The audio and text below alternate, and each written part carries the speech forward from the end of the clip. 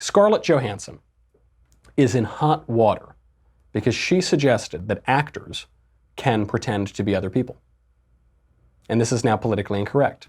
Actors, the people who pretend to be other people, they can't do that anymore. She said, quote, as an actor, I should be allowed to play any person or any tree or any animal because that is my job and the requirements of my job. She said this, quote, to As If magazine. And this is obviously true. That is the definition of an actor.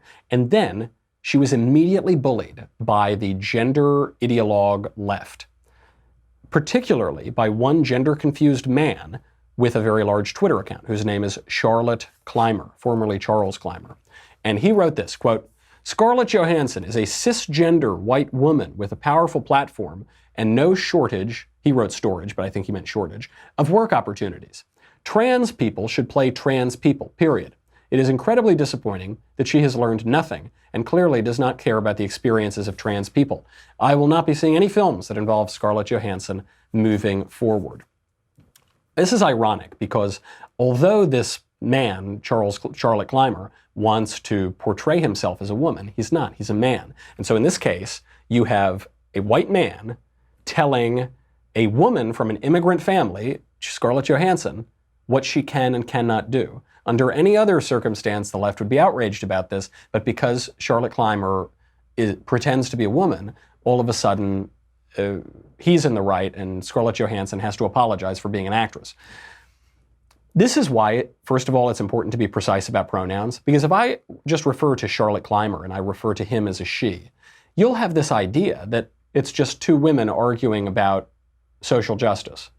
And so maybe you'll say, okay, well, maybe she has a point, and maybe she... When you use the correct pronouns, you realize it's just a dude who's imposing his will on a woman who's an actress. That's a very different image. What did Scarlett Johansson do? She apologized. It was this totally perfunctory apology. She goes, quote, I recognize that in reality there is a widespread discrepancy among my industry that favors Caucasian, cisgendered actors, and that not every actor has been given the same opportunities that I have been privileged to. I continue to support and always have diversity in every industry, and will continue to fight for projects where everyone is included. Beep, boop, beep, boop. Did I say the current daily politically correct slogan? I know it'll change tomorrow, but did I get it right today? Please, please don't ruin my career. She may as well have said that last part. I'll give you just a little bit of insider information. In a previous life, I was an actor, classically trained actor, worked professionally as an actor. One thing I learned, actors pretend to be other people. It's not real. What actors do is they create characters, they develop characters from the inner life, then they behave truthfully in imaginary circumstances. So there was one time, I'll give you an example. This will probably get me deplatformed from Twitter. One time, I played Hamlet, Shakespeare's play Hamlet. Hamlet is the Prince of Denmark. I'm not really the Prince of Denmark. I'm not even Danish. But I played Hamlet. Now, I guess this is very anti-Danish. It's Danophobic. It's taking away opportunities from the many Danish royals who would like to be able to do off-Broadway productions of Hamlet. But I did it anyway because that's what actors tend to do. It's not real. This is the broader lesson from today. It's not real.